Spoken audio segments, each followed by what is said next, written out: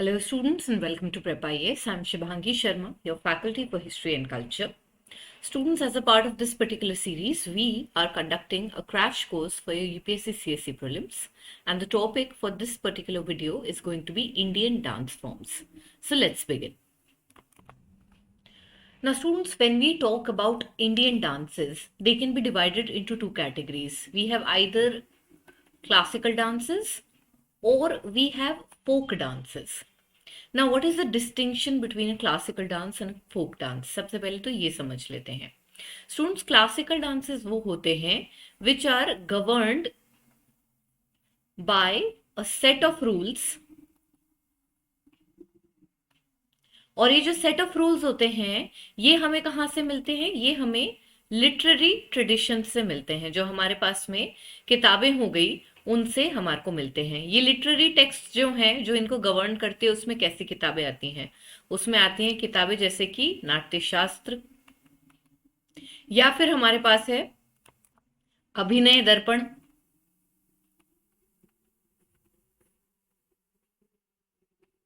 इसके अलावा स्टूडेंट्स आप देखेंगे कि क्लासिकल डांसेस जो होते हैं उनको कोई भी सीख सकता है, प्रोवाइडेड कि जो नॉलेज है वो कैसे पास ऑन हुई है, वो पास हुई है थ्रू गुरु शिष्य परंपरा. गुरु शिष्य परंपरा क्या थी भाई? ये हमारा एंशियंट ट्रेडिशन था जिसमें कि हम अपने गुरु से, कोई एक हमारा एक गुरु होता है वो हमारे को जो नॉलेज है वो पास ऑन करता है, अपने प्यूपल्स को नॉलेज पास ऑन करता है. तो यहाँ पे स्टूडेंट्स हम देखते हैं कि भाई क्लासिकल डांस वो हुआ एक तो जो रूल्स से रेस्ट्रिक्टेड है, ऐसा नहीं कि आप अपनी मर्जी से उसके अंदर कुछ भी कर सकते हैं. दूसरी बात यह है, it is something that is governed by the ancient literary traditions in which the most popular texts are texts like Natyashastra and Abhinaya Darpana. Apart from that, the classical dance can only be imparted via the गुरु शिष्य परंपरा. इसी के comparison में अगर हम फोक literature की बात, folk dances की अगर बात करें तो फोक डांसेस क्या होते हैं? दीज आर कम्युनिटी ओन्ड, यानी कि कम्युनिटी ओन्ड डांसेस है. कोई एक पर्टिकुलर, मान लीजिए आप ट्राइब है, एक पर्टिकुलर कम्युनिटी है, वो इस डांस को काफी लंबे टाइम से कर रही है. और इसकी नॉलेज कैसे पास होती है? It is passed on from one generation to other. उसके अलावा आप देखेंगे फोक डांसेस क्यों परफॉर्म होते हैं? फोक डांसेस किस टाइप की खुशी के लिए परफॉर्म होते हैं? कोई भी कम्युनिटी जो है, ज्यादातर जो आप देखेंगे फोक डांसेस जो होंगे वो या तो कोई हार्वेस्ट फेस्टिवल सेलिब्रेट करने के लिए हो रहे होंगे, या फिर ये कोई पुरानी मार्शल आर्ट थी जिसको डांसेस के अंदर कन्वर्ट कर दिया गया. ऑन दी अदर हैंड अगर अपन क्लासिकल डांसेस की बात करें तो ये क्या होते हैं? ये हम देखते हैं रिलीजियस टोन होती है इनके अंदर, ये डिवोशनल होता है नेचर में.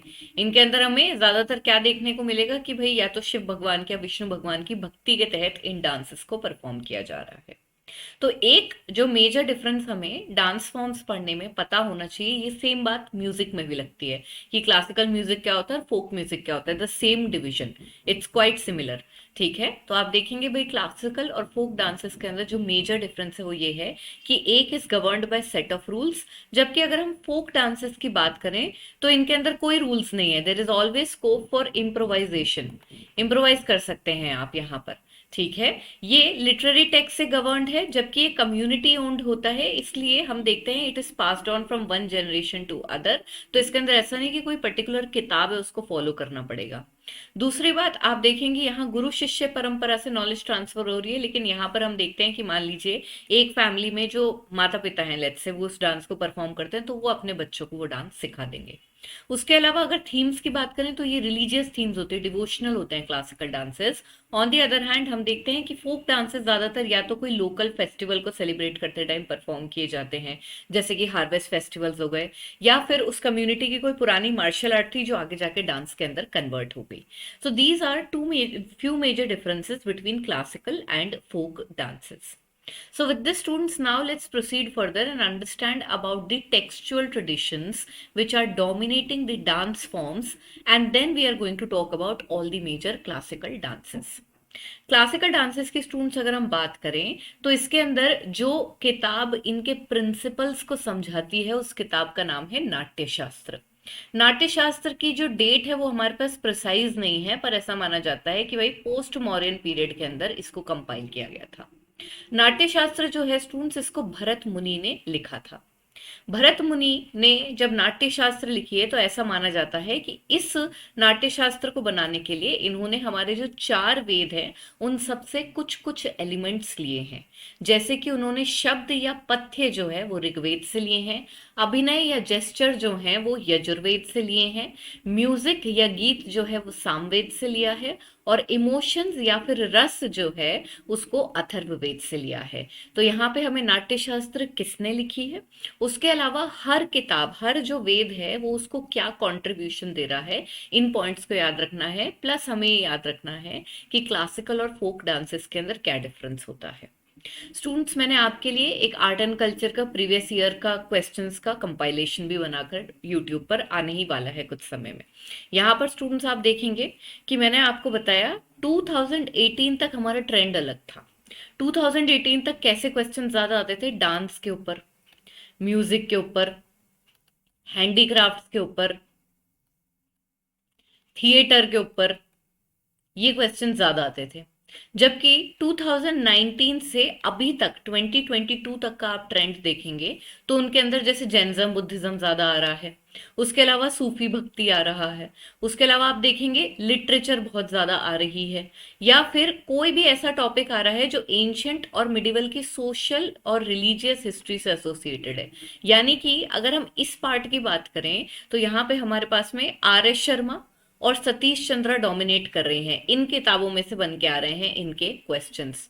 जबकि अगर हम 2018 और उससे पहले के आर्ट एंड कल्चर के क्वेश्चंस देखें तो ये वो टॉपिक्स हैं जो हमारे रूटीन एनसीईआरटीज में कवर नहीं होते थे, और इसीलिए कहा जाता था कि आर्ट एंड कल्चर हिस्ट्री से अलग होती है। लेकिन आजकल ऐसा नहीं चल रहा है। हम देखते हैं आर्ट एंड कल्चर हमारी जो नॉर्मल एंशियंट और मिडिवल हिस्ट्री उससे कंबाइन होकर आ रही है। तो 2018 तक जो चल रहा था, जो topics dance, music, theatre, handicraft, ये सब हो गए, ये कहाँ पे कवर होते हैं, ये कवर होते हैं आपकी सीसीआरटी में। सीसीआरटी स्टूडेंट्स, गवर्नमेंट की एक वेबसाइट है जो कि मैगजीन छापती है, ccrt.gov.in पे आपको ये मैगजीन मिल जाएगी, या फिर सिंपली आपको गूगल करेंगे आप, आपको इसकी फ्री में पीडीएफ मिल जाएगी। तो यहाँ पे स्टूडेंट्स ये जो किताब है ये इस तरह के कंटेंट को टैकल करती है। या फिर इसके अलावा आप देखेंगे कि भाई प्रेप आईएएस जो मटेरियल बना रहा है उसके अंदर आपको ये टॉपिक्स कवर्ड मिलेंगे। तो अगेन स्टूडेंट्स, हम देखते हैं कि भाई 2018 तक का ट्रेंड तो अलग था और 2019 से 2022 का चेंज हो गया। इसमें आर्ट एंड कल्चर सोशल और रिलीजियस हिस्ट्री से मिक्स होकर आ रही है। लेकिन यूपीएससी क्या है, साइक्लिकल है नेचर के अंदर। तो हम देखते हैं कि भाई अभी 4-5 साल हो गए हैं और इस तरह के टॉपिक्स कम आ रहे थे, तो हो सकता है कि साइकिल हमारी कंप्लीट हो गई हो और फिर से हमारे पास इस तरह के क्वेश्चंस आ जाए। इसलिए सबसे इंटेलिजेंट, जो सबसे वाइज स्टूडेंट है, वो क्या करने वाला है, वो ये सारी इफ बट ये सब हटा के बोलेगा मेरे पास इतना टाइम है, मैं इतना प्रिपेयर कर सकता हूँ या कर सकती हूँ और मैं इसको करूंगी। ठीक है, तो हमारी best strategy is a strategy in which for the first reading at least we are going to read almost everything, 80% of the syllabus. It is only when you are revising for the second time, not the first time, when you are revising for the second time, उस time पे हम idea लगाएंगे कि भाई हमारे को इनमें से अब कौन से सिलेक्टेड टॉपिक्स के ऊपर ज्यादा ध्यान देना है। फर्स्ट रीड में एक बार के लिए तुक्के इसलिए नहीं मारने हैं क्योंकि हिस्ट्री में 25 से कई बार 30 क्वेश्चन भी आ जाते हैं। सोचिए आप 30% पेपर अगर आपका हिस्ट्री का आ गया और आपने ये तुक्के लगाए कि ये आएगा और ये नहीं आएगा, और बाय चांस पूरा ही ट्रेंड चेंज हो गया। फॉर इंस्टेंस 2022 के अंदर क्या हुआ भाई, मॉडर्न इंडिया से सिर्फ 2 क्वेश्चन आए, कॉलोनियल पीरियड से सिर्फ 2 क्वेश्चन आए। अब जो बच्चे बोले कि इन शॉर्ट हमारे को मिडिवल और एंशियंट तो पढ़नी ही नहीं होती है, मॉडर्न पढ़ के चले जाओ हो जाएगा। अब बताएं, 18 क्वेश्चन के अंदर से हमारे पास सिर्फ 2 क्वेश्चन आए मॉडर्न इंडिया के और 16 क्वेश्चन एंशियंट, मिडिवल और कल्चर से आ गए। ठीक है, तो इसलिए यूपीएससी में हिस्ट्री के अंदर आप देखेंगे ऐसा कोई सर्टेन सेट ट्रेंड नहीं है कि भाई इतना ही आएगा। इनफैक्ट फॉर दैट मैटर आप देखेंगे क्वेश्चंस कितने आने हैं इसका भी आप कोई बहुत बड़ा अंदाज नहीं लगा सकते। कभी 18 क्वेश्चन भी आए हैं तो कभी 30 क्वेश्चन भी आए हैं हिस्ट्री के अंदर से।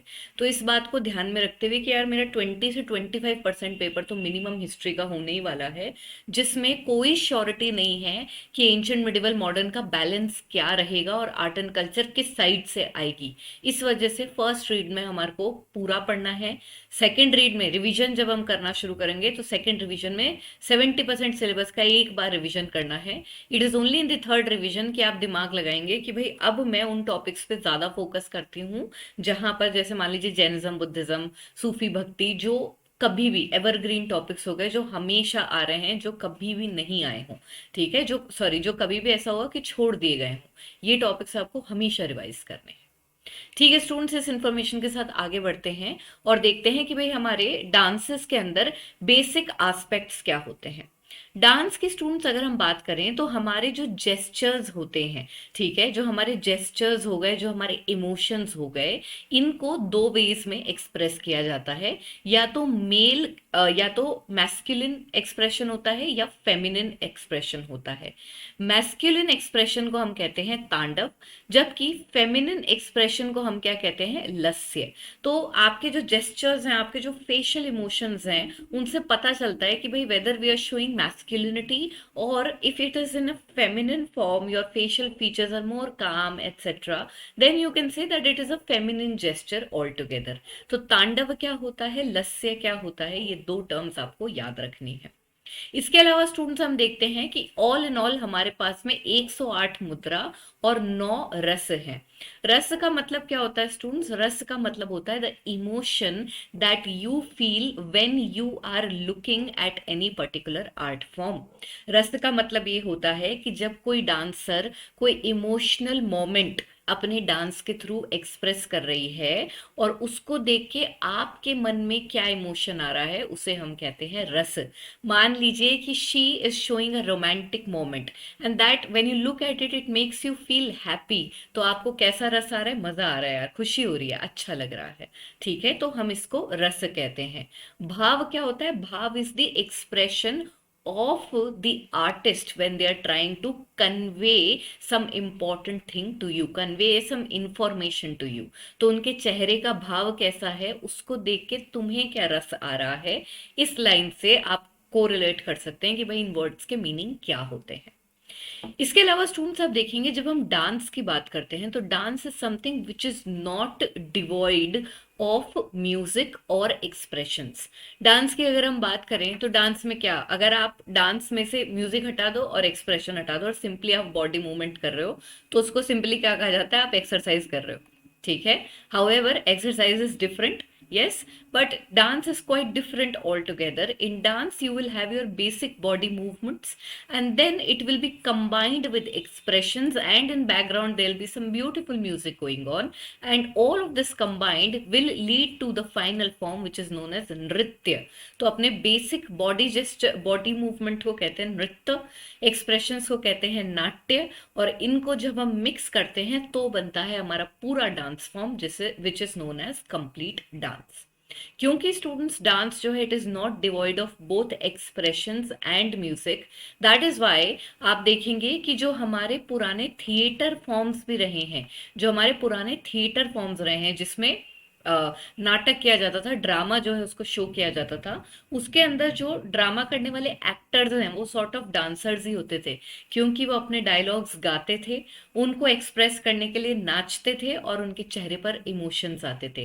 एंड दैट इज वाई अभी आप देखेंगे कि हमारे बहुत सारे ऐसे क्लासिकल डांसेस हैं which are inspired by the earlier theatre traditions that were kind of popular in that particular area. So I hope students यहाँ पे आपको बेसिक फीचर्स समझ में आ गए हैं। अब आगे बढ़ते हैं और एक एक करके अपने क्लासिकल डांसेस देखेंगे। क्लासिकल डांसेस की अगर हम बात करें तो हमारे पास एक ऑर्गेनाइजेशन है जिसका नाम है संगीत नाटक अकेडमी। संगीत नाटक अकेडमी जो है इसने अभी तक 8 डांसेस को क्लासिकल स्टेटस दिया है। इसमें स्टूडेंट्स हमारे पास एक डांस है जो कि कंटेस्टेड है, इसको अपन कहते हैं छाऊ। छाऊ जो है ये एक मास्ड डांस है और इसके लिए काफी टाइम से ऐसा चल रहा है कि भाई ये भी एक क्लासिकल डांस होना चाहिए। अभी के लिए आपको इतना याद रखना है, हमारे पास कोई ऐसी ठोस न्यूज नहीं है कि भाई छाऊ जो है उसको क्लासिकल डांस माना जा रहा है। कई जगहों पे रैंडमली इसको लिख दिया गया है, पर अगर आप इसको ठीक से सर्च करेंगे कहीं पे भी ऐसा नहीं है कि भाई छाऊ क्लासिकल डांस है। इसलिए छाऊ को हम ना तो फोक कहते हैं ना कंप्लीटली क्लासिकल कहते हैं, इसको हम कहते हैं semi classical.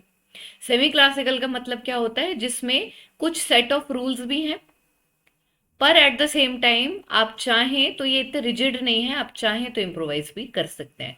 So it has both the elements of classical and folk, and that is why it's a mix, it's a semi classical dance. Apart from that, students, as I told you, ये classical dances क्या हैं? They are governed by the basic rules and guidelines which are laid down by Natya Shastra, and the knowledge, the principal knowledge of these dances can only be learned when a guru is transferring this to the pupil. Okay, so this is the criteria. This is the criteria to list a dance as a classical dance. ठीक है भाई.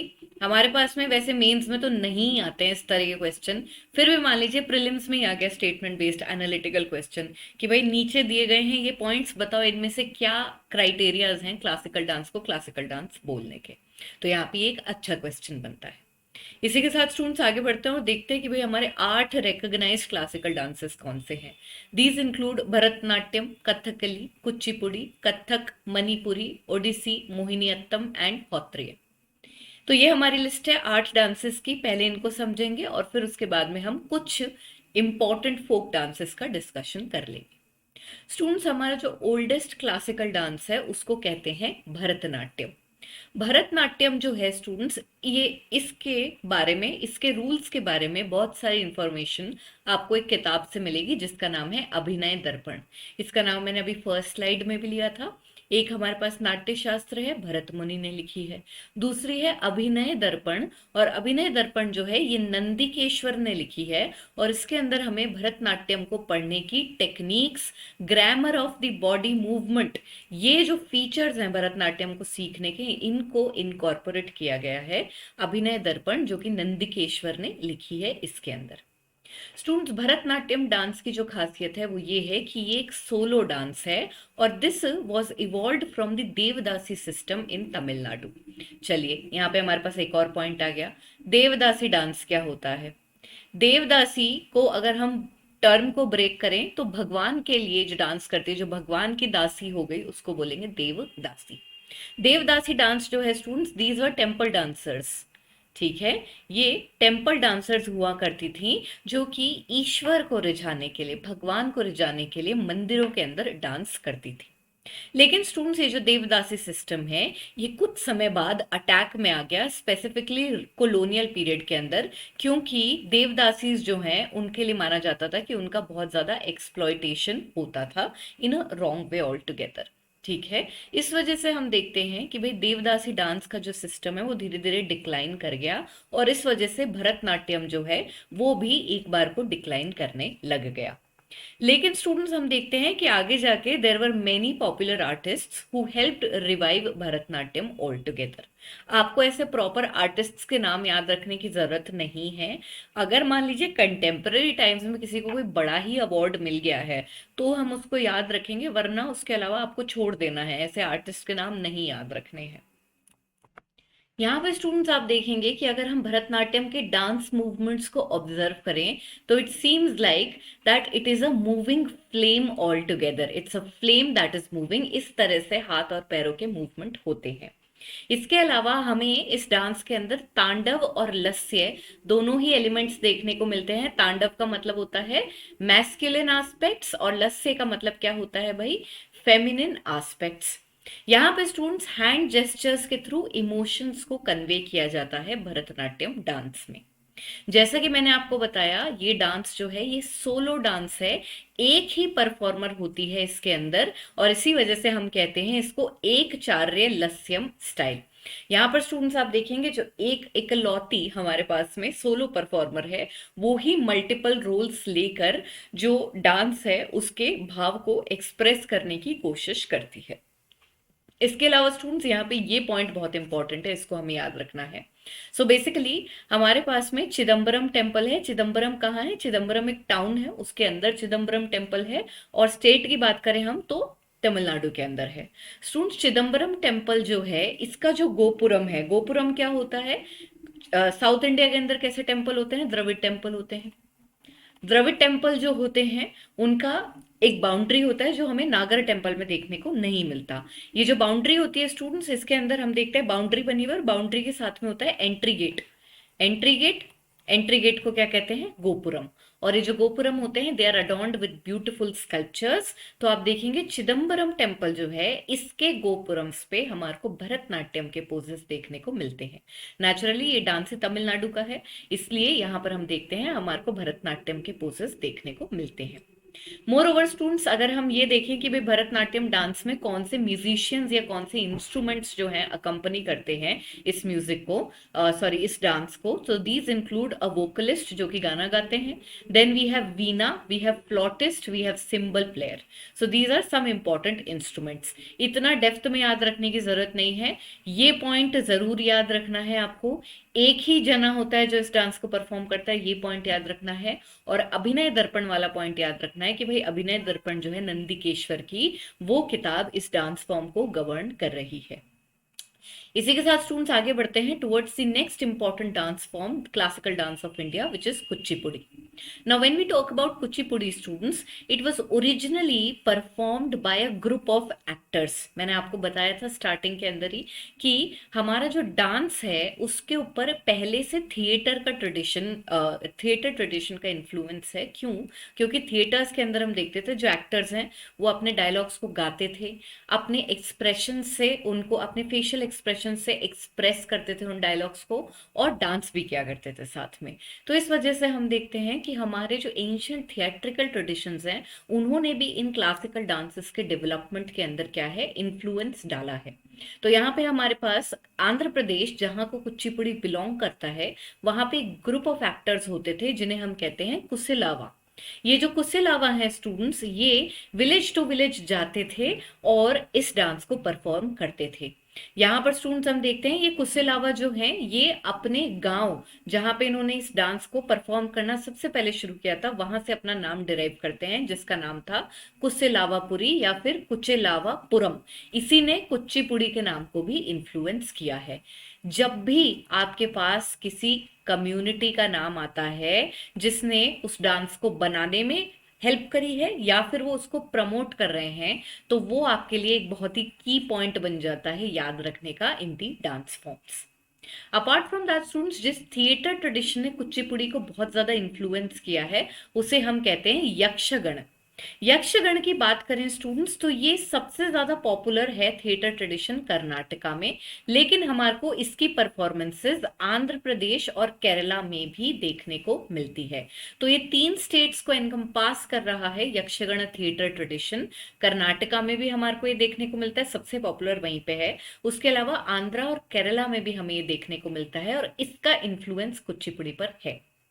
कुचिपुड़ी के origin की अगर हम बात करें students, इस कम्युनिटी के अलावा अगर हम इसके क्लासिकल फॉर्म की अगर हम बात करें कि भाई कैसे बना इसका क्लासिकल फॉर्म, तो उसके लिए हमारे पास एक जने हैं जिनका नाम है सिद्धेंद्र योगी। ये एक संत हैं जिन्होंने 17th सेंचुरी में इस डांस ड्रामा ट्रेडिशन को एक स्टोरी, जो कि हमारे पास एक स्टोरी है जिसे हम कहते हैं भामकल्पम, उसके साथ जोड़ दिया। बेसिकली स्टोरी के अंदर हमारे पास कृष्ण भगवान की एक वाइफ है सत्यभामा। तो सत्यभामा जो है she was a very charming but jealous wife of God Krishna. तो इसकी जो कहानी थी इससे इसको एसोसिएट किया सिद्धेंद्र योगी ने, और इसके बाद हम देखते हैं इन्होंने कुचिपुड़ी को डेवलप किया। यहाँ पे हम देख रहे हैं वैष्णविज्म जो है उसका भी काफी ज्यादा इन्फ्लुएंस रहा कुचिपुड़ी डांस पे। और जब वैष्णविज्म बहुत अपनी पीक पर आ गया, बहुत ज्यादा पॉपुलर हो गया, उस टाइम स्टूडेंट्स हम देखते हैं कि कुचिपुड़ी जो है वो इन ग्रुप ऑफ एक्टर्स के हाथ से निकल के मेल ब्राह्मण्स की मोनोपोली बन गई और ज्यादातर टेम्पल्स में परफॉर्म होने लगी। तो पहले कहाँ परफॉर्म हो रही थी, ये गांव से गांव जाके कुशलावाज इसको परफॉर्म कर रहे थे। सिद्धेंद्र योगी ने इसको एक डिवोशनल एस्पेक्ट दे दिया। उस डिवोशनल एस्पेक्ट के तहत अब इसमें वैष्णवाइट थीम्स जो हैं उनका डिपिक्शन हो रहा है। जब ऐसा होने लगा तो ये मंदिरों में ज्यादा परफॉर्म होने लगा और मेल ब्राह्मण्स इस डांस को परफॉर्म करने लग गए। अपार्ट फ्रॉम दैट स्टूडेंट्स आप देखेंगे वैष्णवाइट थीम्स की अगर हम बात करें तो इसके अंदर हमें भागवत पुराण जो है उसकी स्टोरीज सेंट्रल थीम बन जाती हैं कुचिपुड़ी डांस की, और इस वजह से कभी कभी कुचिपुड़ी परफॉर्मर्स को भागवतालू भी कहा जाता है। अपार्ट फ्रॉम दैट स्टूडेंट्स आप देखेंगे अगर हम पेट्रनेज की बात करें तो कुचिपुड़ी डांस जो है ये विजयनगर और गोलकोंडा के जो रूलर्स थे उनके अंडर काफी ज्यादा पेट्रनाइज किया गया है। यहाँ पर स्टूडेंट्स आप देखेंगे, अगर हम कंटेम्प्रेरी टाइम्स की बात करें, अगर हम कॉलोनियल पीरियड की बात करें फॉर दैट मैटर, तो कॉलोनियल पीरियड में हमारे पास एक आर्टिस्ट थे जिनका नाम है लक्ष्मी नारायण शास्त्री। लक्ष्मी नारायण शास्त्री ने कुचिपुड़ी के अंदर एक नया एलिमेंट इंट्रोड्यूस किया जिसे हम कहते हैं सोलो डांस, और इसके तहत इन्होंने फीमेल डांसर्स को ट्रेनिंग दी कुचिपुड़ी डांस की। और आज के टाइम जो आप कुचिपुड़ी डांस देख रहे हैं वो सिंपली सोलो स्टाइल डांस है, and it is more dominated by women. तो यहाँ पे स्टूडेंट्स 3 फेजेस में कुचिपुड़ी डांस का डेवलपमेंट हुआ है। सबसे पहले हम देखते हैं, हमारे पास एक ग्रुप ऑफ पीपल है, कम्युनिटी है कुशिल आवाज करके, ठीक है। और ये कुशिल आवाज जो थे ये एक्टर्स थे, और ये गांव से गांव जाके कुचिपुड़ी को परफॉर्म करते थे, जिसके ऊपर यक्षगण थिएटर ट्रेडिशन का इन्फ्लुएंस था। लेकिन फिर हम आगे जाके देखते हैं कि सिद्धेंद्र योगी के अंदर क्या हुआ भाई, इसके अंदर वैष्णविज्म का इन्फ्लुएंस आ गया, और इसलिए ये मोनोपोली बन गई मेल ब्राह्मण्स की, जो कि इसको मात्र टेम्पल्स के अंदर परफॉर्म करने लगे, सिर्फ टेम्पल्स में परफॉर्म होने लगा। लेकिन हमारा कॉलोनियल पीरियड आते आते जब हम मॉडर्न इंडिया की तरफ जा रहे हैं, उस टाइम पे लक्ष्मी नारायण शास्त्री ने इसके अंदर एक नया एलिमेंट डाला, जिसके तहत इसमें सोलो डांसिंग, सोलो डांसर्स आ गए ऑल टुगेदर, और ये सोलो डांसर्स थे फीमेल्स। तो इन 3 फेज में डेवलपमेंट हुआ है, और आज के टाइम पे अगर हम कुचिपुड़ी की बात करें तो ये जो थर्ड पॉइंट है ये सबसे ज्यादा पॉपुलर है। इसी के साथ स्टूडेंट्स आगे बढ़ते हैं और देखेंगे यहाँ पे कि भाई 2 फॉर्म्स की बात तो हमने कर ली है, traditional music dance dance drama. इस 2 फॉर्म में ये जो फर्स्ट फॉर्म है इसको आप 2 पार्ट में तोड़ सकते हैं। एक हो गया आपके कुशिलावा, और दूसरा फॉर्म जो है जो कि सिद्धेंद्र योगी के अंडर बना है, जिसमें हमारे पास वैष्णवाइट थीम है। और इसके अलावा जो करंट फॉर्म है वो क्या है, सोलो डांस फॉर्म। इसका डिस्कशन हमने ऑलरेडी कर लिया, it's just a repeated point. The next point is that students, when you talk about Kuchipudi, it is performed with the use of Carnatic music. South India के classical music को क्या कहते हैं, वही Carnatic music कहते हैं। तो कार्नेटिक म्यूजिक जो है अकम्पनी करता है कुचिपुड़ी डांस को, और इंस्ट्रूमेंट्स जो यूज होते हैं these include mridangam, Veena and symbols. ये सिर्फ आपके नोट्स एनहांसमेंट के लिए हैं, इतनी डेप्थ में आपको याद करने की कोई जरूरत नहीं है। उसके अलावा स्टूडेंट्स आंध्र प्रदेश के अंदर कौन सी लैंग्वेज चलती है, तेलुगु लैंग्वेज चलती है, तो नेचुरली जो गाने हुआ करते थे वो तेलुगु लैंग्वेज के अंदर होते थे जो कुचिपुड़ी को अकम्पनी करते हैं। इसी के साथ आगे बढ़ते हैं towards our next classical dance which is Kathakali. Kathakali की अगर हम बात करें स्टूडेंट्स, तो Kathakali is the classical dance from Kerala, and as I have told you the dance tradition has heavy influence of the older theatre traditions in any particular area.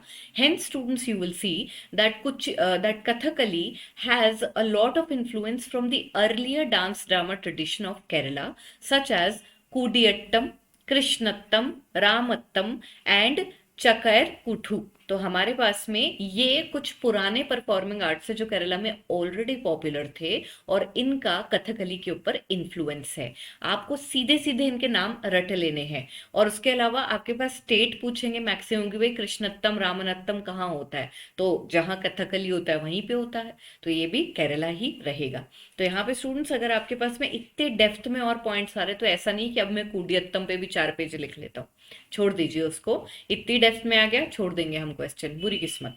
Okay, otherwise हमने यहाँ पे इतना सा देख लिया कि ठीक है भाई कथकली जो है इसके ऊपर इन 4 डांसेस का जो है, इन 4 पुराने परफॉर्मिंग आर्ट्स का इन्फ्लुएंस है, तो हमने इनको याद कर लिया, और स्टेट तो हमें याद रह ही जाएगा क्योंकि कथकली केरला में है, तो ये भी केरला में ही है।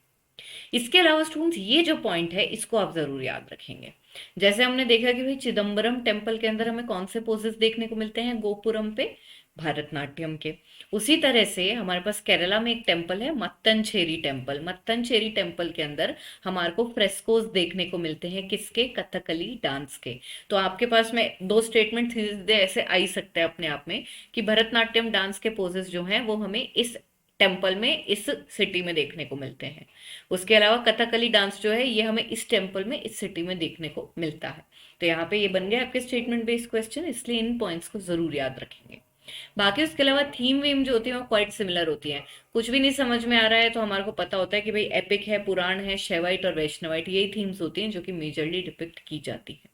उसके अलावा आप देखेंगे स्टूडेंट्स, अगर हम कथकली रिसाइटल्स की बात करें, कथकली डांस के परफॉर्मेंस की बात करें, so the presentation is as such wherein the theme is something which is talking about the eternal conflict between the good and evil. Now this is something that we can even understand by taking it on a personal level. We are in an eternal fight with ourselves to understand our very true nature and to fight both the good and the evil that kind of overpowers us depending on the situation. So such kind of internal conflicts, or for that matter how it is resonated in the world as a part of external conflict, students, is something that is beautifully portrayed in Kathakali. Apart from that student, stories की अगर हम बात करें, मैंने आपको क्या कहा था, कुछ भी नहीं समझ में आ रहा, एपिक, पुराण, शैवाइट, वैष्णवाइट, ठीक है। तो यहाँ पे हमारे पास जो स्टोरीज हैं वो एपिक्स और पुराण्स ने कंट्रीब्यूट करी हैं, जिनका परफॉर्मेंस हम कथकली में देखते हैं। डांस की अगर हम बात करें तो डांस के अंदर मेजरली जो चीज डोमिनेट कर रही है वो है हस्त मुद्रा, अलग अलग हाथों की मुद्राएं, और उसके अलावा facial expressions. I am sure हम सब ने कथकली डांसर्स जो है उनको किसी ना किसी मैनर में, चाहे इंटरनेट पर ही देखा है, and it is something which is so enchanting कि आप उनकी तरफ देखते ही रह जाते हैं एक बार के लिए, क्योंकि उनका जो अटेंशन है वो पूरा उनके फेस पर चला जाता है, because they give you these beautiful facial expressions and they keep the onlooker almost stuck on their faces. Okay, with the students हम देखते हैं कि भाई कथकली के अंदर भी क्या कोई टेक्सचुअल ट्रेडिशंस हैं जो इसको डोमिनेट कर रहे हैं। स्टूडेंट्स, कथकली जो है उससे एसोसिएटेड कुछ किताबें हैं हमारे पास, जैसे कि बलराम भरतम और हस्तलक्षण दीपिका। तो ये जो दो किताबें हैं इनसे हमें इसका टेक्सचुअल सैंक्शन मिलता है। मैंने आपको बताया कि हमारे पास में कुछ एंशियंट किताबें होती हैं, वो किताबें जो होती हैं उनके अंदर हमें रूल्स मिलते हैं जो कि क्लासिकल डांसेस को गवर्न करते हैं। तो कथकली जो है इसके लिए हमारे पास दो मेजर किताबें हैं, बलराम भरतम और हस्तलक्षण दीपिका। इसके अलावा स्टूडेंट्स आप देखेंगे कि कथकली के अंदर हमारे को सात्विक, राजसिक और तामसिक टाइप की परफॉर्मेंस देखने को मिलती है। तो सत्व, रजस और तमस, ये क्या होते हैं स्टूडेंट्स, ये तीन गुण होते हैं जिसके लिए माना जाता है कि हर इंसान इन तीन गुणों से भरा हुआ होता है, बस सब में इसकी परसेंटेज ऊपर नीचे होती है। आप में कौन सा गुण ज्यादा डोमिनेट कर रहा है वो आपकी पर्सनालिटी को रिस्ट्रिक्ट करता है, उसके अकॉर्डिंग, उस अकॉर्डिंग ढालता है। ज्यादातर आप देखेंगे सात्विक, राजसिक और तामसिक, ये तीन शब्द जो हैं ये हमारी ईटिंग हैबिट से भी एसोसिएट किए जाते हैं। सात्विक लोगों का खाना बहुत ही सात्विक होता है, तामसिक खाना कैसा होता है, फास्ट फूड हो गया हमारा। तो जो हम खाते हैं वो हमारी पर्सनैलिटी को डिफाइन करता है। यहाँ पे ये तीन गुण होते हैं जो हर इंसान के अंदर होते हैं, परसेंटेज अलग अलग होती है, और इन गुणों को दर्शाया जाता है कथकली की परफॉर्मेंस के द्वारा। एक पॉइंट स्टूडेंट जो आपको कथकली का बहुत अच्छे से याद रखना है वो ये है कि केरला का ट्रेडिशनल डांस, क्लासिकल डांस होने के बावजूद यहाँ पे हमें कार्नेटिक म्यूजिक नहीं बल्कि इनका जो लोकल सोपना संगीत है वो दिखता है पीछे बजता हुआ। तो यहाँ पर ये एक अनॉमली स्टेटमेंट है जिसके अंदर हम देख रहे हैं कि कार्नेटिक म्यूजिक नहीं बल्कि सोपाना संगीत, जो कि केरला का ट्रेडिशनल म्यूजिक है, वो अकम्पनी कर रहा है किसको, कथकली को। इसके अलावा students, Kathakali is essentially an all male performance, ऐसे स्टेटमेंट आ जाते हैं। अगर मान लीजिए आपसे पूरे डांस के ऊपर 2 या 3 स्टेटमेंट का क्वेश्चन पूछा जा रहा है तो उसमें पूछ सकते हैं कि ये सोलो डांस है या ग्रुप डांस है, सारे मेल परफॉर्मर्स हैं या सारी फीमेल परफॉर्मर्स है। तो Kathakali is essentially an all male performance. देखिए, कंटेम्प्रेरी टाइम्स में कोई कुछ भी कर सकता है, लेकिन जब हम किसी भी डांस की बात करते हैं तो हम उसके इंसेप्शन, उसके स्टार्टिंग टाइम की बात करें कि भाई वो कैसा था, ठीक है। तो यहाँ पर हमने जब कथकली को ग्रो होते हुए देखा एज अ क्लासिकल डांस तो ये ऑल मेल परफॉर्मेंस हुआ करती थी।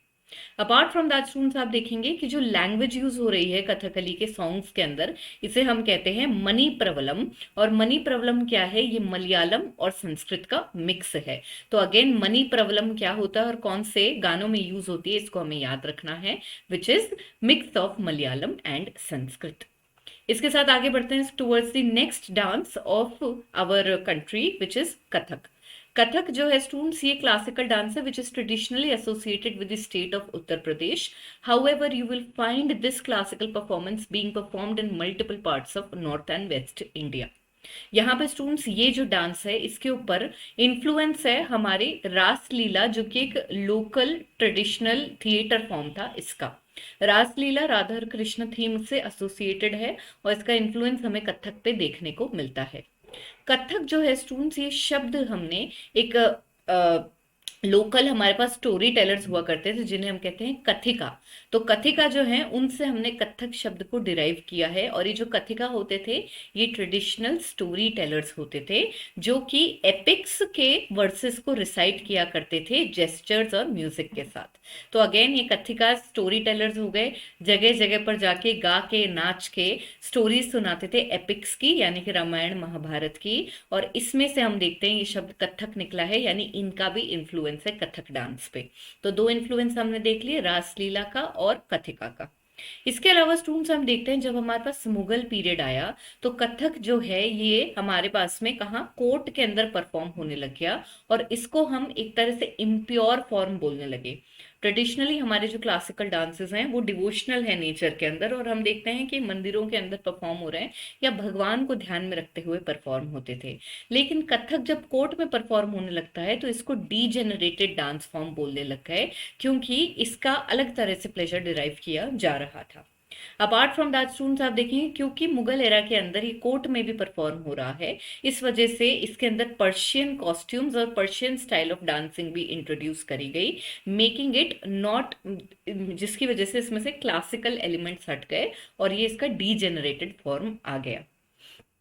अपार्ट फ्रॉम दैट स्टूडेंट्स आप देखेंगे क्योंकि कथक हमारे नॉर्थ इंडिया वेस्टर्न इंडिया के अंदर परफॉर्म होता है, इसी वजह से इसको अकम्पनी करता है हिंदुस्तानी क्लासिकल म्यूजिक।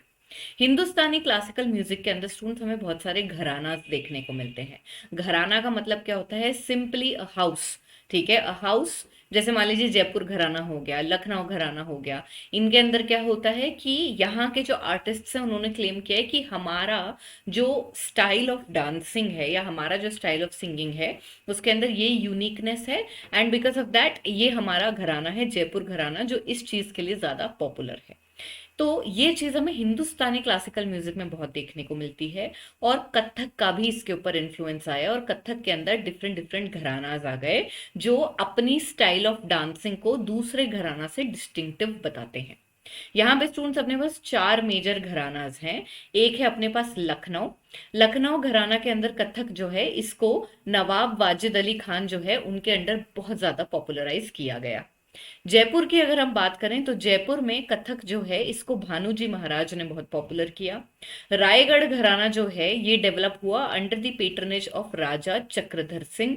और बनारस का जो घराना है ये डेवलप हुआ अंडर जानकी प्रसाद। तो यहाँ पे इन चार घराना के नाम याद रखना है, कोशिश करेंगे कि हमारे को इन लोगों के भी नाम याद रह जाएं, बट एटलीस्ट ये जो चार घराना पॉपुलर चार जो घराना है इनकी सिटीज के नाम हमें जरूर याद रखने हैं। इसी के साथ स्टूडेंट्स आगे बढ़ते हैं towards the next classical dance which is Manipuri. Manipuri is from Manipur. Manipuri की अगर हम बात करें स्टूडेंट्स तो मणिपुरी की परफॉर्मेंसेस के अंदर हमें शिव पार्वती का जो डांस है, जिन गॉड्स और गॉडेसेस ने यूनिवर्स क्रिएट किया है उसके डांस को, उस कॉस्मिक डांस को दर्शाया जाता है। ये जो हमारे पास में स्टूडेंट्स डांस है, it is influenced by some traditional festival, some traditional dances of Manipur. That is one is a festival known as Lai Haraoba.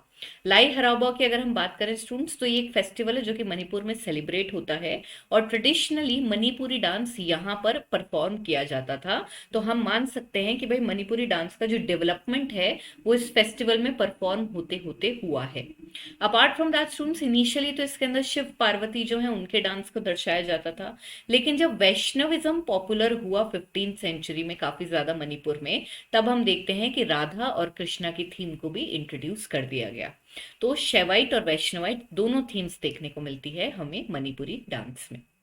Manipuri dance जो है स्टूडेंट्स इसको फीमेल डांसर्स करती हैं। It is traditionally performed by female dancers.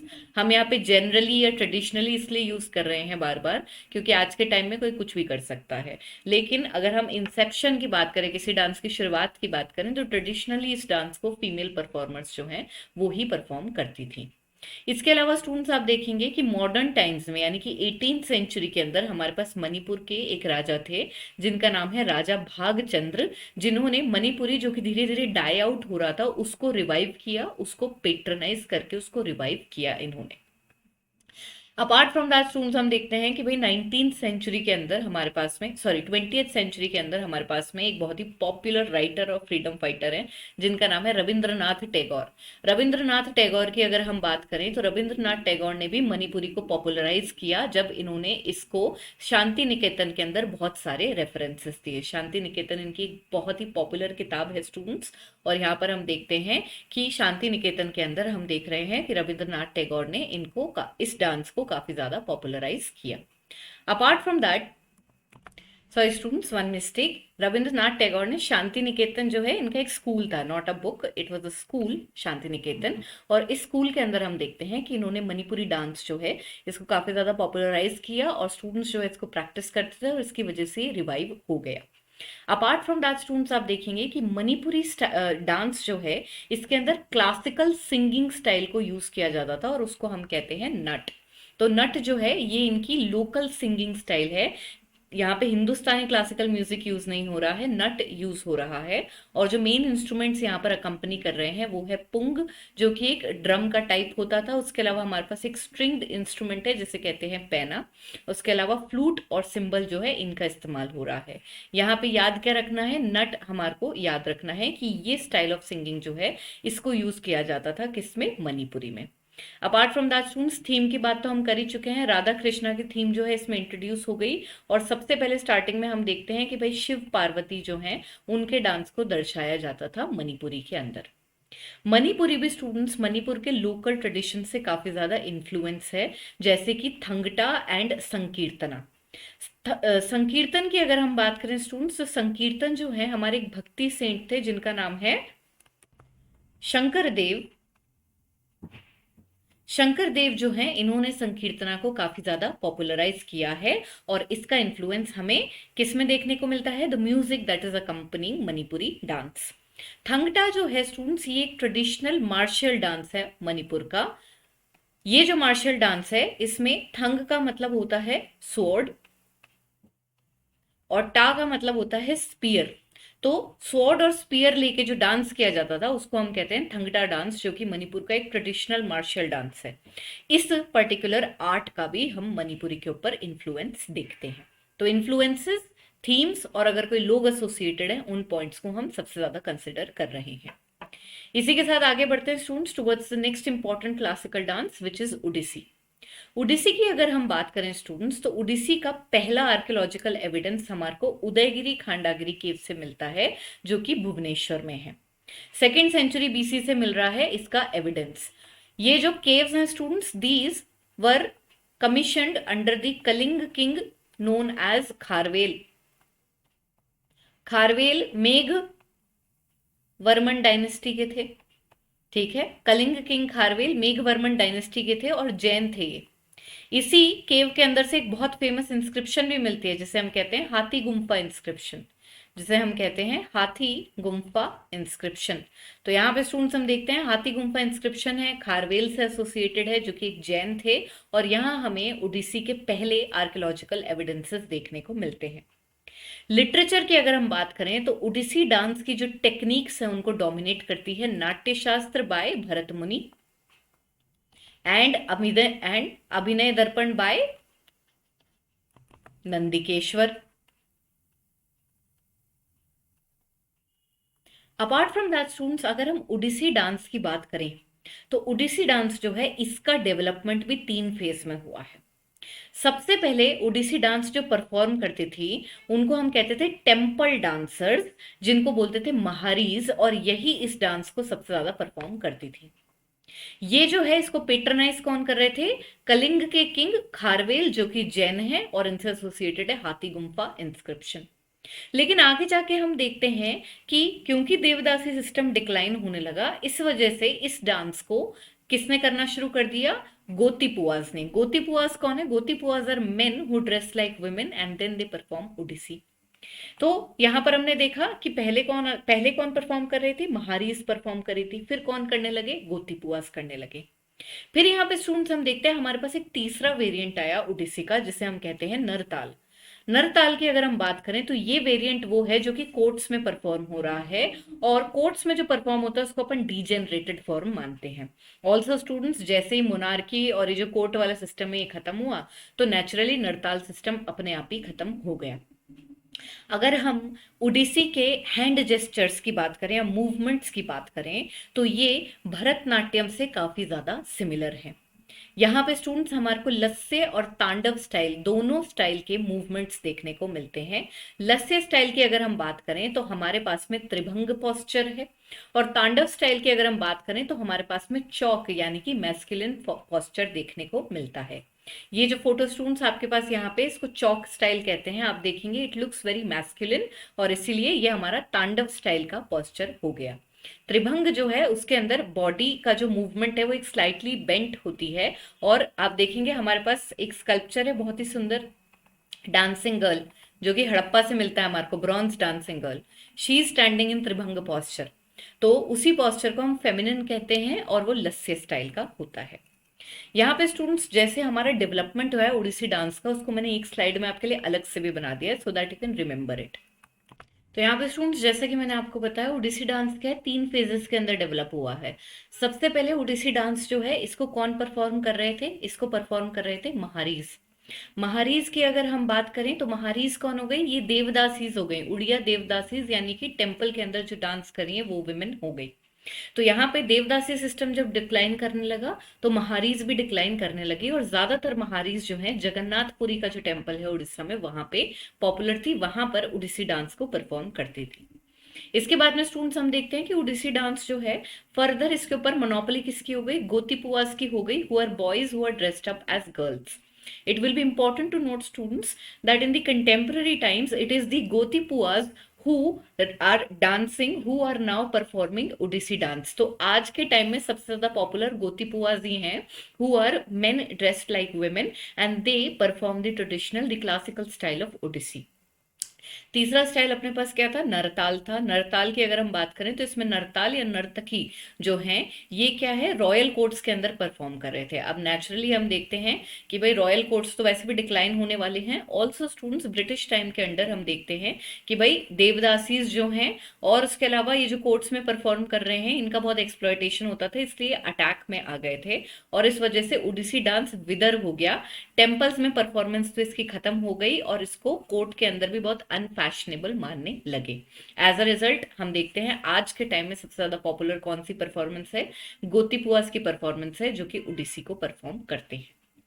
इसी के साथ students आगे बढ़ते हैं towards our next important classical dance which is Mohiniyattam. Mohiniyattam की अगर हम बात करें तो मोहिनी, आई एम श्योर आप सबने इनका नाम सुना होगा। मोहिनी जो है इट वॉज अ फेमिनिन अवतार ऑफ लॉर्ड विष्णु। ठीक है, मोहिनी एक अप्सरा थी और ये विष्णु भगवान का अवतार है। मोहिनी की बात अगर हम करें, मोहिनी अत्तम की अगर हम बात करें स्टूडेंट्स, तो ये जो है केरला के टेम्पल्स के अंदर परफॉर्म होता था, and it is traditionally performed only by women. Naturally she is a celestial enchantress, she is actually a avatar of Lord Vishnu. एक सेंट थे, उनकी तपस्या को भंग करने के लिए हम देखते हैं कि भाई मोहिनी जो है वो आई थी। तो यहाँ पर हम देख रहे हैं क्योंकि she is a female version, that is why it is only being performed by women.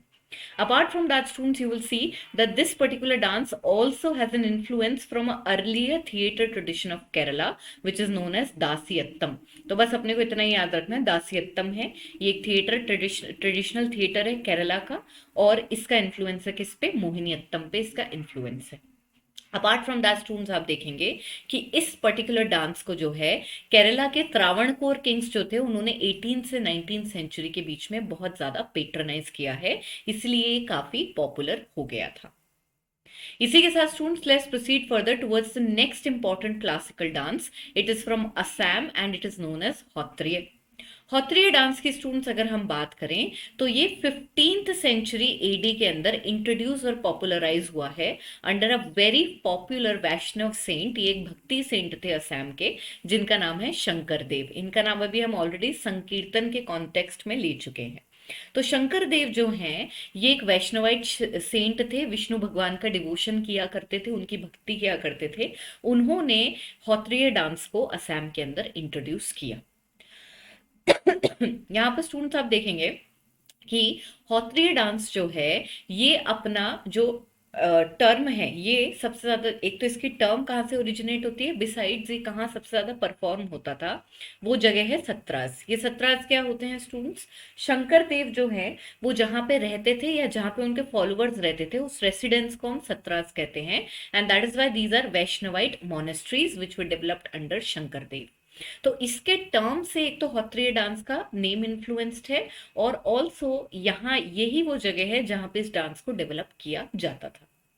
जब शंकर देव हॉत्रिय डांस को डेवलप कर रहे थे स्टूडेंट्स, तो आप देखेंगे उन्होंने इसके अंदर बहुत सारे लोकल एलिमेंट्स का इन्फ्लुएंस यूज किया है, इनकॉर्पोरेट किया है, और फिर फाइनली इस डांस को बनाया है। इसके अंदर स्टूडेंट्स हम देखते हैं जो भी हमारे पास लोकल लिटरेरी ट्रेडिशंस थे उनको कंबाइन किया। उसके अलावा असम के अंदर जो प्रेवलेंट डांस फॉर्म्स थी जैसे कि बिहू, उसका इन्फ्लुएंस हमें हॉत्रिय पे देखने को मिलता है। उसके अलावा शंकर देव का खुद का जो रेयर माइंडसेट था, जो उनका अपना आउटलुक था इस डांस के प्रति, उसके अकॉर्डिंग हम देखते हैं कि हॉत्रिय के ऊपर मल्टीपल इन्फ्लुएंसेस हैं जिनके बेसिस पर इस डांस को कंपोज किया गया है। अपार्ट फ्रॉम द स्टूडेंट्स आप देखेंगे कि लोकल ट्रेडिशंस में मैंने आपको बताया कैसे कैसे डांसेस हैं जिनका हमारे को इन्फ्लुएंस देखने को मिलता है, जैसे कि असम का फोक डांस जिसे हम कहते हैं बिहू। बिहू के अलावा जो यहाँ का लोकल देवदासी सिस्टम था, और उसके अलावा हमारे पास में एक थिएटर फॉर्म है ओजापल्ली। तो अगेन ओजापल्ली कहाँ से है? असम से है। बिहू फोक डांस जो कि असम का है, वो हार्वेस्ट फेस्टिवल्स के टाइम स्टूडेंट्स बिहू जो है इसको परफॉर्म किया जाता था। तो बिहू का इन्फ्लुएंस और ट्रेडिशनल देवदासी सिस्टम, इन सब का इन्फ्लुएंस हमें हॉत्रिय डांस के डेवलपमेंट में देखने को मिलता है। इसके अलावा स्टूडेंट्स हम देखते हैं क्योंकि शंकर देव ने इसको कंपाइल किया है, इसको कंपोज किया है इस डांस को, एज अ रिजल्ट वो खुद एक वैष्णवाइट सेंट थे, इसीलिए इसकी जो मेजर थीम है, these are associated with the stories of Vishnu. Apart from that students आप देखेंगे कि शंकर देव जो हैं वो खुद कुछ गाने बनाया करते थे, कॉम्पोजिशंस बनाया करते थे, जिनको बोलते हैं पॉपुलरली बोर गीत। और यही स्टूडेंट्स वो बोर गीत हैं जो कि हमारे को अकम्पनी करते हुए दिखते हैं हॉत्रिय डांस को। तो इस टर्म को आपको जरूर जरूर से याद रखना है। इसी के साथ स्टूडेंट्स आगे बढ़ते हैं, और ये एक क्वेश्चन मैंने आपके लिए एक्चुअली 2014 से ले रखा है।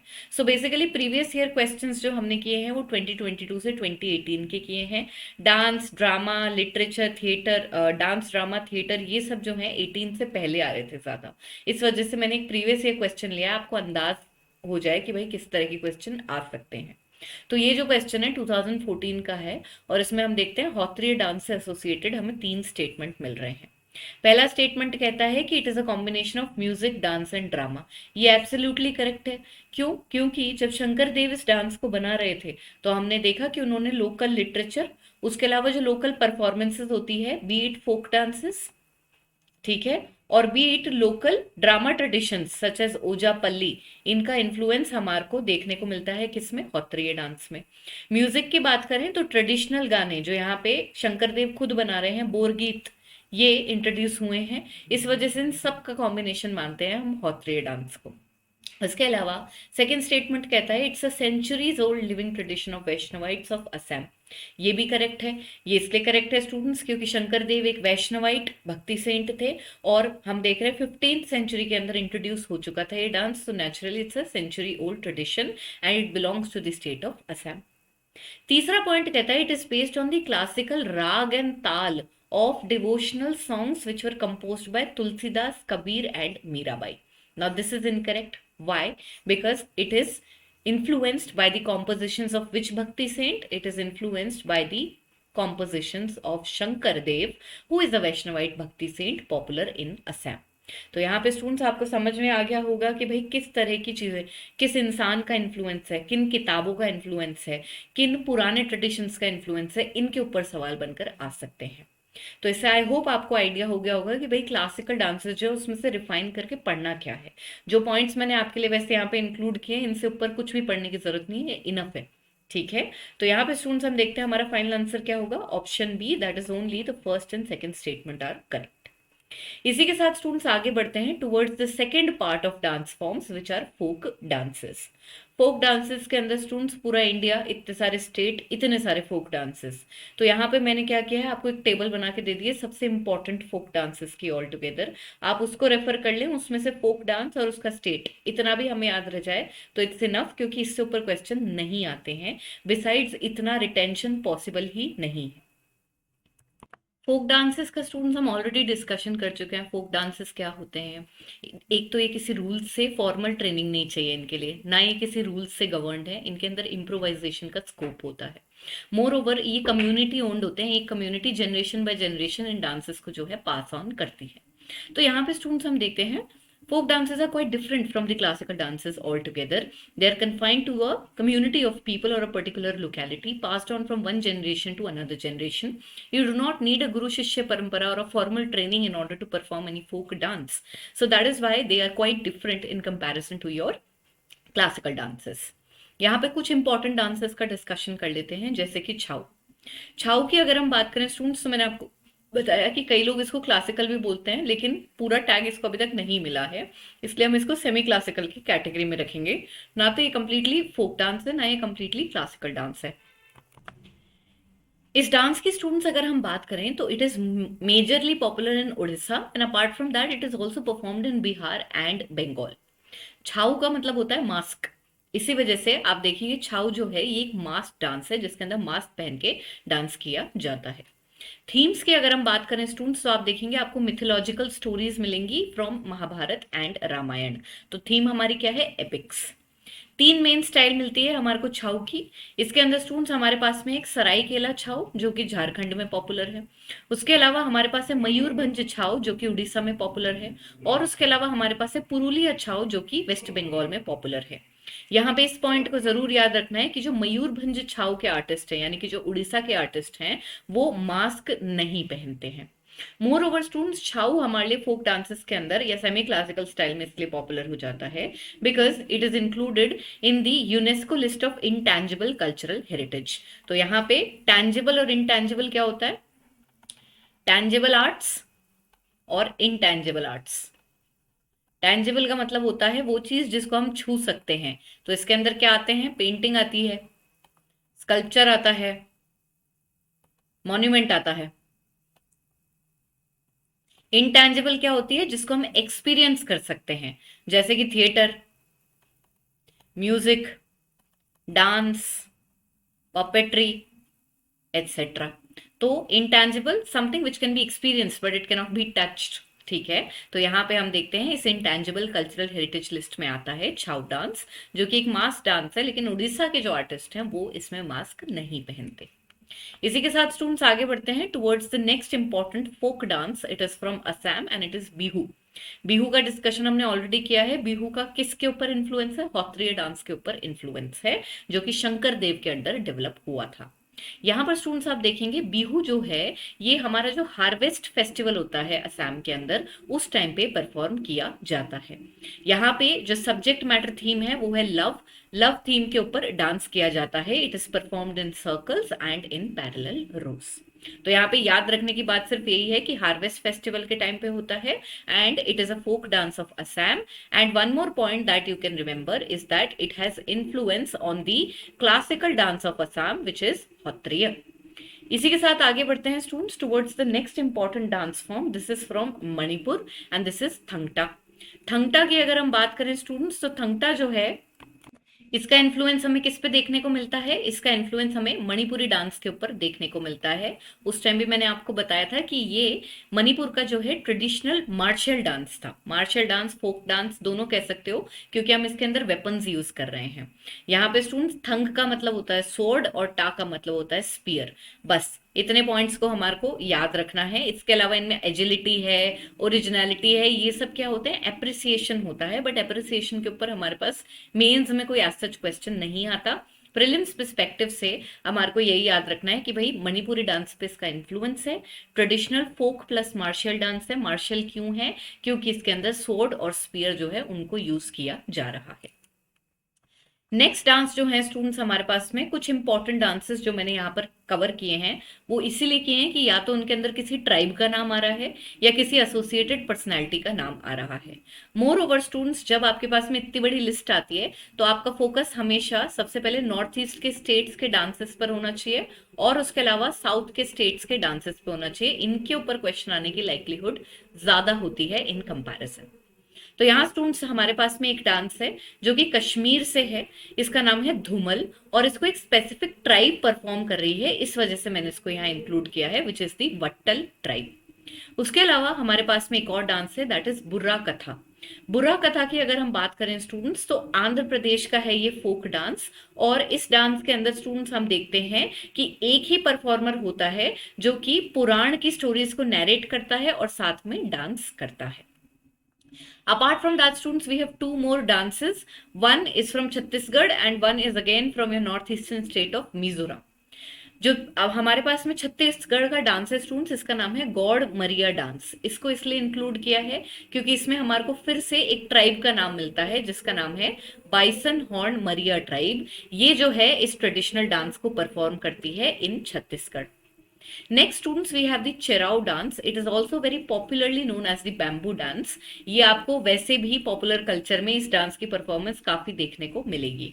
तो चेराउ डांस जो है जिसको हम बैम्बू डांस भी बोलते हैं, ये मिजोरम का पॉपुलर फोक डांस है जिसके अंदर हम देखते हैं ऑल्टरनेटिवली बैम्बूज जो हैं उनको आपस में टच कराया जाता है और उनके बीच में से डांसर्स को निकलना पड़ता है। It's quite fun if you look at it. Proceeding further students, from Rajasthan we have two very popular dances. ये dances तो काफी ज्यादा पॉपुलर हैं, प्लस इतनी सारी संजय लीला बंसाली की मूवीज आ गई हैं कि और ज्यादा पॉपुलर हो चुके हैं।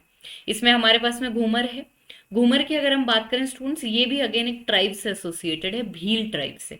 ठीक है, तो भील ट्राइब जो है वो घूमर को सबसे ज्यादा परफॉर्म करती थी। मेजरली ये जो डांस है इसको वुमेन परफॉर्म करती हैं और ये राजस्थान का फोक डांस है। इसके अलावा जो दूसरा डांस है इसको मैंने इसलिए इंक्लूड किया है कालबेलिया को, क्योंकि ये भी इंटेंजिबल कल्चरल हेरिटेज लिस्ट के अंदर ऐड हुआ था। कालबेलिया डांस जो है स्टूडेंट्स, हमारी एक ट्राइब है राजस्थान में, कालबेलिया ट्राइब, जो कि स्नेक चार्मर्स थे ट्रेडिशनली, ये कालबेलिया डांस को परफॉर्म करते हैं। इसी के साथ आगे बढ़ते हैं towards the next dance. It is from Orissa students and it is known as the Paika dance. Paika जो है इसके अंदर मार्शल कैरेक्टर है, यानी कि अगेन इसके अंदर हम देख रहे हैं वेपन्स का यूज हो रहा है। So Paika is the martial folk dance from Orissa in which Paika the term denotes a long spear. तो इसके अंदर हम देखते हैं स्पीयर, स्वॉर्ड, शील्ड, आर्मर, ये सब चीजें जो हैं इनका यूज होता है while performing this dance and that is why it is martial in character. Next students we have another dance, this is from Kerala. It is also a martial dance, यानी कि फिर से इसके अंदर आप देखेंगे मार्शल डांसेस जो भी हो गए उनके अंदर अगर आप वेपन भी जरूर यूज नहीं कर रहे हैं तो भी इनके पोजेस ऐसे होंगे which are martial in character, like मार पिटाई वाले पोजेस होंगे इनके ऑल टुगेदर। यहाँ पर स्टूडेंट्स आप देखेंगे कि मार्शल डांस होने के साथ साथ इसके अंदर बड़े बड़े मास्क भी यूज होते हैं, जैसा कि आप इस पिक्चर में देख सकते हैं। They are wearing, the artist is wearing a huge mask and this is known as kolam. तो यहाँ पे हमें एक टर्म एंड मीनिंग भी मिला है, तो इस पर्टिकुलर पॉइंट को हम याद रखेंगे। तो पदियानी जो डांस है इसमें दो कैरेक्टर हैं, तो ये मास्क भी है और दूसरा ये मार्शल डांस है, इस वजह से ये काफी इंपॉर्टेंट हो जाता है। पदियानी के बाद स्टूडेंट्स जो नेक्स्ट डांस मैंने आपके लिए इंक्लूड किया है, अगेन ये क्यों इंपॉर्टेंट है, क्योंकि ये इंटेंजिबल कल्चरल हेरिटेज लिस्ट के अंदर है। तो हमने देखा 2010 के अंदर काफी सारे डांसेस थे, फोक डांसेस, जिनको इंटेंजिबल कल्चरल हेरिटेज लिस्ट में इंक्लूड किया गया था। इसमें से मुदियत्तु जो है ये केरला का एक थिएटर परफॉर्मेंस था जिसके अंदर डांस भी इंक्लूडेड होता है। काली जो हमारी गॉडेस हैं वो उनका जो अकाउंट है, उनकी जो स्टोरी है विद डीमन दारिका, इस वाले एपिसोड को जो है रिफ्लेक्ट किया जाता है मुदियत्तु की परफॉर्मेंस में। आपको मैक्सिमम इतनी डेप्थ याद नहीं रखनी है, आपको बस इतना याद रखना है मुदियत्तु एक हमारा डांस परफॉर्मेंस है और ये कहाँ से है, केरला से है, और उसके अलावा ये इंटेंजिबल कल्चरल हेरिटेज लिस्ट का पार्ट था। कुछ डांसेस स्टूडेंट्स मैंने आपके लिए फोक डांसेस इसलिए एनालाइज किए हैं so that you can understand कि हमारे को किन पॉइंट्स के ऊपर ध्यान देना है। मेजरली तो हमें नाम और स्टेट ही याद रखना है, उसमें भी साउथ इंडिया और नॉर्थ ईस्ट के ऊपर ज्यादा फोकस करना है। मैक्सिमम अगर किसी ट्राइब का नाम आ रहा है तो आप उस ट्राइब को आप जरूर याद रखेंगे। मोर ओवर हम एक तो नॉर्थ ईस्ट और साउथ इंडिया से कैटेगराइजेशन कर रहे हैं। दूसरी कैटेगराइजेशन कैसे होती है, अगर कोई भी फोक डांस जो कि इंटैंजिबल कल्चरल हेरिटेज लिस्ट में है तो हम उसको इंपॉर्टेंस देंगे, प्रायोरिटी देंगे, पहले उसको याद करेंगे, और वो भी उसमें क्या, नाम और स्टेट। यहाँ पे स्टूडेंट्स मैंने आपके लिए एक टेबल बना दी है। इस टेबल के अंदर हमारे पास इंडिया के जो मेजर फोक डांसेस हैं उनका डिस्कशन हो रखा है, और मैंने जैसा कि आपको बताया, इतना भी याद रह जाए तो बहुत बड़ी बात है कि डांस और स्टेट। सबसे ज्यादा फोकस हमारा किन डांसेस पे होना चाहिए, जैसे मान लीजिए जो कर्नाटका से हैं, यक्षगण जो है ये एक इम्पॉर्टेंट हो गया, पौंडीचेरी, त्रिपुरा, असम, नागालैंड, सिक्किम, तमिलनाडु, इनके डांसेस के ऊपर ज्यादा ध्यान देंगे comparatively. That is south and north east, इनके आने की लाइक्लीहुड कंपैरेटिवली ज्यादा होती है। ठीक है, तो स्टूडेंट्स इसके साथ में हमारा इंडियन डांस फॉर्म्स का डिस्कशन खत्म हो गया। आपको क्विक पॉइंट्स में क्लासिकल और फोक में क्या डिफरेंस होता है इसको याद रखना है। हमारे जो क्लासिकल डांसेस हैं इसमें हमें क्या क्या याद रखना है, स्टेट याद रखना है। स्टेट के अलावा हमें क्या याद रखना है, कोई भी पर्सन या कम्युनिटी जो इससे एसोसिएटेड है जिसने इसके ओरिजिनेशन के अंदर हेल्प किया था। उसके अलावा अगर कोई लिटरेरी टेक्स्ट है, अगर कोई किताब है जो इसके मूवमेंट्स को डोमिनेट कर रही है, इस पॉइंट को याद रखना है। मेजर थीम याद रखनी है, अगर थीम कुछ अलग सी है तो उसको हमें याद रखना है। उसके अलावा स्टूडेंट्स हमारे को इन्फ्लुएंसेस जरूर याद रखने हैं। ठीक है, इन्फ्लुएंसेस जरूर जरूर से याद रखने हैं कि अगर कोई लोकल सॉन्ग्स हैं, या कोई लोकल थिएटर का ट्रेडिशन है, या अगर कोई लोकल हमारे पास डांस का ट्रेडिशन है, वो अगर इनको इन्फ्लुएंस कर रहा है तो आपको वो जरूर याद रखना है। तो इन की पॉइंट्स के बेसिस पे ही आप अपने डांसेस को एनालाइज करेंगे। फोक के अंदर तो हम नाम और स्टेट भी याद रख लें तो वो इनफ होगा, इससे डेप्थ में अगर क्वेश्चन आ रहा है तो हम उसे छोड़ देंगे। All right. Okay, students. So with this, we have completed our discussion of Indian dance forms. I hope you were able to understand all the topics thoroughly. Students, if you enjoy studying with me, don't forget to like this particular video, and also don't forget to subscribe to our YouTube channel so that you can be notified whenever a new video is coming up. Thank you so much for joining me.